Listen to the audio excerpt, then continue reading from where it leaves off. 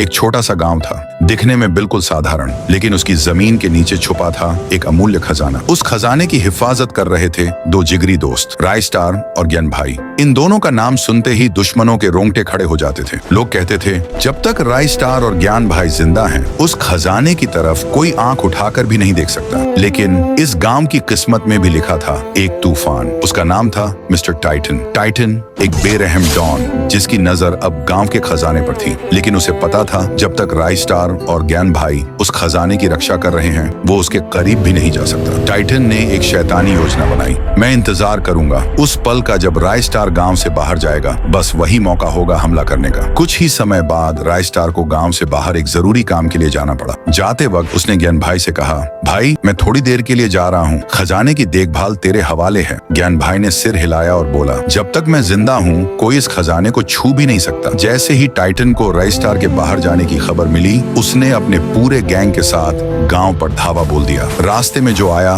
Titan ने उसे बेरहमी से मार गिराया। आखिरकार वो खजाने के सामने पहुंचा, लेकिन तभी ज्ञान भाई सामने आ गया। रुक जा टाइटन, मेरे रहते तू इस खजाने को हाथ नहीं लगा सकता। टाइटन गरजा, हट जा मेरे रास्ते से, वरना अंजाम बुरा होगा। ज्ञान भाई नहीं हटा। टाइटन ने अपनी बंदूक निकाली और गोली चला दी। ज्ञान भाई जमीन पर गिर पड़ा। टाइटन ने सारा खजाना उठवाया और अपनी गाड़ियों में भरवा लिया। कुछ ही देर बाद रायस्टार वापस गांव पहुंचा। चारों तरफ लाशें बिछी हुई थीं, जलते हुए घर, रोते हुए लोग, और तब उसकी नजर पड़ी ज्ञान भाई पर। ज्ञान भाई अंतिम सांसें ले रहा था। किसने किया ये सब? रायस्टार चीखा। ज्ञान भाई ने कांपते हुए हाथ से इशारा किया और बोला, वो टाइटन था। और ये कहते ही ज्ञान भाई ने आखिरी सांस ली। रायस्टार की आंखों में आंसू नहीं, आग थी। जिसने भी ये किया है, मैं यूज छोड़ूंगा नहीं।